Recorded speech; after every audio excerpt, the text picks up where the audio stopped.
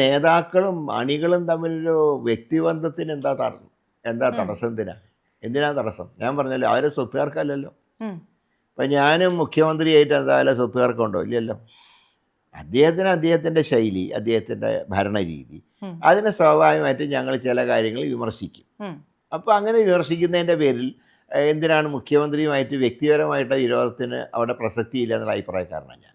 വിമർശിക്കുന്ന അദ്ദേഹത്തിൻ്റെ ഭരണത്തിനെയാണ്, അദ്ദേഹത്തിൻ്റെ ഭരണരീതിയെയാണ്, അദ്ദേഹം പ്രതിദാനം ചെയ്യുന്ന രാഷ്ട്രീയ പ്രസ്ഥാനത്തിൻ്റെ നടപടിയെയാണ് ഞങ്ങൾ വിമർശിക്കുന്നത്. അല്ലാതെ പിണറായി വിജയൻ എന്ന വ്യക്തിയുമായിട്ട് ഞങ്ങൾക്ക് യാതൊരു അഭിപ്രായ വ്യത്യാസവുമില്ല.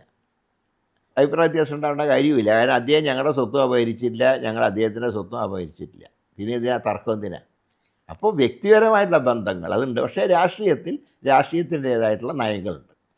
ഇപ്പം സാറ്, ഞാൻ കേട്ടു സാർ പറഞ്ഞു 2026 സാറിന് നിയമസഭയിൽ സാറ് മത്സരിക്കുന്നില്ല, 2029 ആകുമ്പോൾ ലോക്സഭയിലാണ് സാറിനി മത്സരിക്കുന്നുള്ളൂ, അങ്ങനെ ഒരു തീരുമാനം. കാരണം ഒരു 5 വർഷം മത്സര രംഗത്തു നിന്ന് മാറി നിൽക്കാമെന്നുള്ള ആഗ്രഹം കൊണ്ട് ഞാൻ പറഞ്ഞു. അതെല്ലാ കാര്യം തീരുമാനിക്കേണ്ട പാർട്ടിയാണ്. ഇനി പാർലമെൻറ്റിൽ മത്സരിക്കണോ, അസംബ്ലിയിൽ മത്സരിക്കണോ, അത് മത്സരരംഗത്ത് മാറി നിൽക്കണോ, എല്ലാത്തിനും ഒരു മാനസികമായിട്ട് ഒരു തയ്യാറെടുത്തിട്ടുള്ള ഒരാളാണ് ഞാൻ. ഇനി അങ്ങനെ നമ്മളൊരു 2029 നമ്മൾ മത്സരിക്കുന്നതെങ്കിൽ സാറിനെ ഞാൻ ഏത് മണ്ഡലത്തിലാണ് നോക്കേണ്ടത്? എവിടെയായിരിക്കും സാറിനെ കാണാൻ പോവുക? അല്ല, അതിപ്പോൾ ഒഴിവ് വരുന്നതും കൂടെ നോക്കണ്ടേ. പക്ഷെ ഒരു പേഴ്സണൽ ഒരു ഇഷ്ടം അങ്ങനെയില്ലേ? അല്ല, ഞാനിപ്പോൾ ഇപ്പം ഞാൻ സെറ്റിൽ ചെയ്തിട്ടുള്ളതും പ്രവർത്തിച്ചുകൊണ്ടിരിക്കുന്നതും തിരുവനന്തപുരം കേന്ദ്രമാക്കിയിട്ടാണ്. തിരുവനന്തപുരം ജില്ലയിൽ നിന്ന് തന്നെ ആണ് ജനപ്രതിനിധിയാവാൻ ഒരു അവസരം കിട്ടിയാൽ അത് പാർട്ടി തീരുമാനിക്കണം. ഈ ജില്ലയിൽ നിന്നാണ് ഞാൻ പ്രയോറിറ്റി കൊടുക്കുന്നത്. നാട്ടിൽ വളർന്ന് പഠിക്കണം, കുട്ടികൾ നാടറിഞ്ഞ് പഠിക്കണം എന്ന് വിശ്വസിക്കുന്ന ഒരാളാണ് ഞാനും.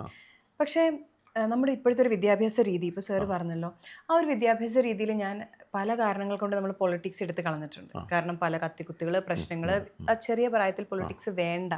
പക്ഷേ ഒരുപാട് അവബോധം നമ്മുടെ സിലബസുകളിലേക്ക് ഇനിയും കൊണ്ടുവരണമെന്ന് സാറിന് തോന്നുന്നില്ല? അല്ല, അതാണ് ഞാൻ പറഞ്ഞത്. ഒന്ന്, ചരിത്രം പഠിക്കാനുള്ള അവസരങ്ങൾ കുറവ്. അതൊരു തെറ്റായിട്ടുള്ള സമീപനമാണ്. കാരണം ഇനി കുറേ കഴിഞ്ഞാൽ എന്താണ് സ്വാതന്ത്ര്യ സമരം എന്ന് പോലും ആർക്കും അറിയാത്തൊരു സാഹചര്യം വരും. ഗാന്ധിജിയുടെ പ്രാധാന്യം പോലും അറിയില്ല. ഇപ്പോൾ തന്നെ ഗാന്ധിജിയോട് 1000 നോട്ടിൽ കാണുന്ന ഗാന്ധിജിയോടുള്ള ബഹുമാനം 10 രൂപ നോട്ടിലെ ഗാന്ധിജിയോട് ഇല്ലാത്തൊരു കാലഘട്ടമാണ്. അപ്പോൾ ഞാൻ പറയുന്നത് ഇതൊക്കെ ചരിത്ര പഠനത്തിലുള്ള നമ്മുടെ പോരായ്മയാണ്. അതോടൊപ്പം തന്നെ ഇപ്പോഴത്തെ ചില സംഘർഷങ്ങളുണ്ടല്ലോ. ഇപ്പോൾ വൈസ് ചാൻസലറും ചാൻസലറുമായിട്ടുള്ള സംഘർഷം, ഗവൺമെൻറ്റും ചാൻസലറുമായിട്ടുള്ള വഴക്ക്, ഇതിൽ ആര് ജയിച്ചു ആര് തോറ്റു എന്ന് പറയുമ്പോൾ ഞാൻ പറയും കുട്ടികൾ തോറ്റു എന്ന് പറയും.